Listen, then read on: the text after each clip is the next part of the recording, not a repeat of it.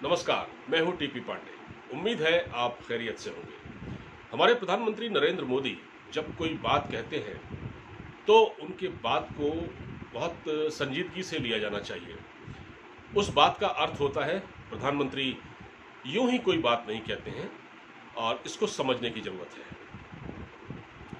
प्रधानमंत्री ने चिंता जाहिर की है और कहा है कि कोविड की तीसरी लहर आ सकती है, क्योंकि लोग, जिसकी संभावना पहले से भी है, लेकिन लोग जिस तरह से बेएहतियाती कर रहे हैं, मतलब लोग एहतियात नहीं बरत रहे हैं, और हिल स्टेशनों पर जिस तरह से भीड़ है इस समय, तो उसको लेकर ये चिंता बनती है। क्योंकि वहाँ पर ये देखा जा रहा है कि लोग बगैर मास्क के, बगैर सोशल डिस्टेंसिंग के बस घूम रहे हैं वहाँ पर, और होटल वहाँ पर पूरे भरे पड़े हैं। बहुत सारे लोगों को होटल मिल नहीं रहे हैं।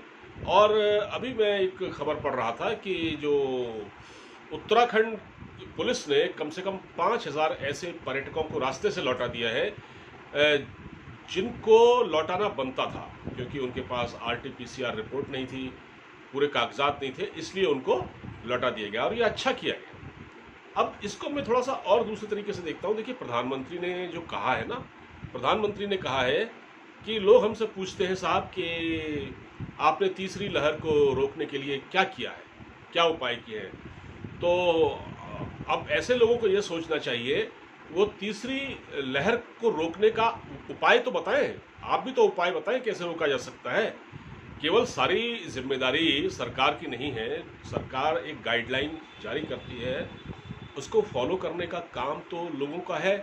सरकारें उसको, जो प्रशासन है, एडमिनिस्ट्रेशन है, उसको फॉलो कराता है। तो सारी जिम्मेदारी कोई सरकारों की तो नहीं होती। तो इस तरह से, जिस तरह से आप देखिए ना कि उत्तराखंड में पहाड़ों पर, ख़ासतौर से हिमाचल प्रदेश का भी मैं जिक्र करूँगा, वहाँ भी बहुत बुरी तरह से भीड़ है और वहाँ पर मतलब जो है पर्यटकों की आवाजाही बहुत ज़्यादा है। होटल भरे पड़े हैं, सोशल डिस्टेंसिंग नाम की चीज़ नहीं है। तो ऐसे में तो कोरोना फैलता है ना। अब अब देखिए कि अब उत्तर प्रदेश सरकार ने भी कांवड़ यात्रा को मंजूरी दे दी। इधर उत्तराखंड सरकार अभी पसोपेश में है। हालांकि उसने ये कहा है कि यात्रा होगी, लेकिन अभी हाल ही में वहाँ के मुख्यमंत्री ने कहा था कि हम यात्रा हो, इसमें कोई दिक्कत नहीं है, लेकिन इस यात्रा की वजह से अगर कोविड फैले और उससे किसी की जान को खतरा हो जाए, हम ऐसा भी नहीं चाहते। तो इधर आईएमए, जो कि इंडियन मेडिकल एसोसिएशन है, उसने भी राज्य सरकार से कहा है, उत्तराखंड सरकार से, कि भाई पहले तो हरिद्वार में कुंभ हुआ तो वो एक सुपर स्प्रेडर बना, उस वहाँ पर आरटीपीसीआर रिपोर्ट जाली बनाई गई और उसकी वजह से इतनी फजीहत हुई। अब कम से कम इसको थोड़ा, इस बारे में थोड़ा सा एहतियात बरतिए। तो जिस तरह से आपने देखा कि अभी खबर आई थी कि चारधाम यात्रा भी स्थगित कर दी गई है फिलहाल। उत्तराखंड हाई कोर्ट ने फैसला दिया था कि चारधाम यात्रा रोकी जाए, उन्होंने आदेश दिया था। तो उस फिर 7 तारीख तक यात्रा को स्थगित करने का आदेश दिया था। फिर अब उन्होंने कहा था आप दोबारा एक हलफनामा दायर करें, तो वो शायद राज्य सरकार ने नहीं किया। उसके बाद ये हुआ है कि अभी उत्तराखंड हाई कोर्ट ने 22 तारीख तक इसको स्थगित रखा है। तो चारधाम यात्रा भी तकरीबन टलती जा रही है। इसको इस बार कराने का था, लेकिन क्योंकि केदार घाटी में जो आपदा आई थी, उसके बाद से जब स्थितियां नॉर्मल हुई 2019 आते आते, फिर उसके बाद इस यात्रा को कराना था, लेकिन ये हो नहीं पाया। और इसमें उत्तराखंड हाई कोर्ट ने जो कुछ राज्य के अफसरों से कुछ सवाल पूछे थे, कुछ जवाब मांगे थे, उसका वो संतोषजनक जवाब नहीं दे पाए। इस वजह से भी इस यात्रा को स्थगित करना पड़ा। तो चारधाम यात्रा स्थगित है। अब कांवड़ यात्रा को लेकर भी आईएमए ने कहा है कि नहीं, इसको अभी आप रोकिए, क्योंकि ये भी स्प्रेडर बन सकती है।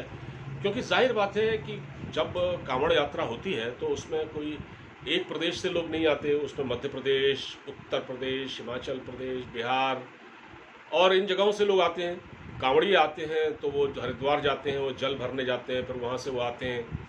तो ये एक बड़ा चैलेंज है और ये सरकार के सामने भी बहुत बड़ी चुनौती है। तो प्रधानमंत्री नरेंद्र मोदी के इस बयान को इसी परिप्रेक्ष्य में हम देख सकते हैं और उनके बयान को हल्के में नहीं लिया जा सकता। मैं उत्तराखंड की जहाँ तक बात करूँ तो वहाँ पर अभी डेल्टा वेरिएंट और डेल्टा प्लस वेरिएंट मिल चुका है और ये भी बड़ी चिंता का विषय है। और टीकाकरण का जो अभियान है अभी वो पूरे देश में चल ही रहा है। अभी हम 60% भी टीकाकरण शायद नहीं कर पाए हैं, इसके आसपास ही कर पाए हैं। और खुद पहाड़ी राज्यों में भी यही स्थिति है। वहाँ टीकाकरण की रफ्तार क्या है, क्योंकि ज़्यादातर लोगों को अगर टीके लग जाएं तब तो एक बार ये भी सोचा जा सकता है कि वहाँ पर्यटकों की आवाजाही हो। अब एक चीज़ ये ज़रूर अच्छी है कि लंबे समय बाद, क्योंकि इन सैरगाहों पर जो लोग जा रहे हैं वहाँ पर जो काम धंधे खुल रहे हैं, लोगों की रोजी रोटी का जरिया भी बन रहा है, और होटल वाले भी खुश हैं कि उनके वहाँ पर्यटक आ रहे हैं। लेकिन वो होटल के मालिक भी इस बात को लेकर चिंतित हैं कि जो पर्यटक आते हैं वो दरअसल एसओपी का पूरी तरह से पालन नहीं करते, वो मास्क नहीं लगाते, वो सोशल डिस्टेंसिंग में यकीन नहीं रखते या कर नहीं रहे हैं। तो उनकी एक बड़ी भारी अपने आप में चिंता है। अगर ये स्थिति रही तो हम लंबे समय तक ये देखेंगे कि कहीं दोबारा कोई थर्ड वेव आ गई तो उसमें फिर एक बार लॉकडाउन लगाना पड़ा, फिर क्या होगा। वैसे ही अर्थव्यवस्था का भट्टा बैठ चुका है।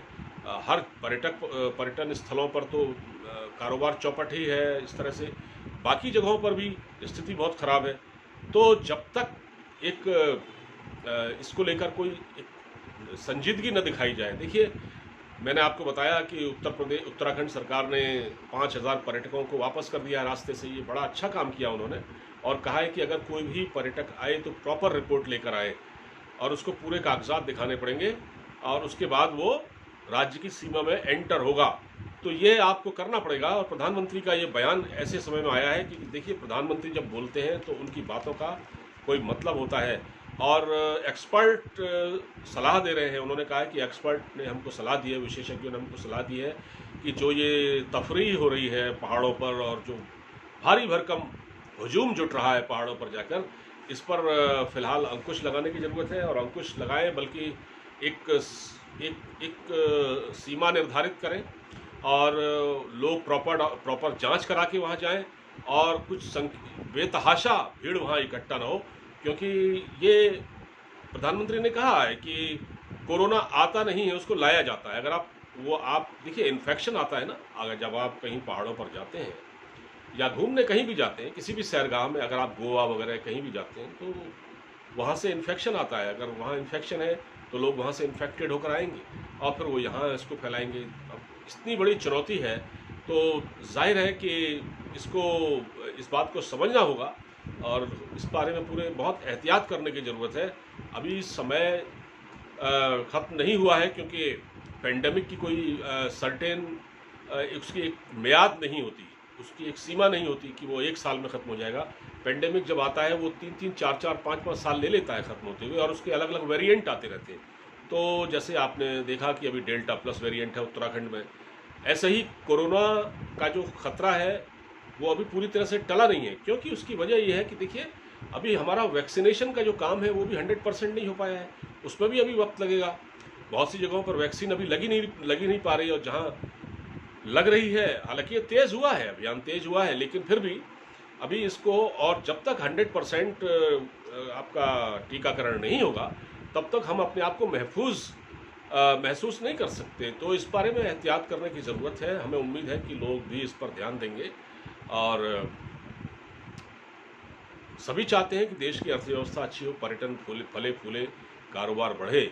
लेकिन अगर एहतियात न किया गया तो इसका नुकसान बहुत महंगा पड़ सकता है, इससे बड़ा भारी नुकसान हमको होगा, और इसको बर्दाश्त कर पाना मुश्किल हो जाएगा। फ़िलहाल इस वीडियो में इतना ही। अब मुझे इजाज़त दीजिए, अपना पूरा ख्याल रखिए, और इस वीडियो को ज़्यादा से ज़्यादा शेयर कीजिएगा। नमस्कार।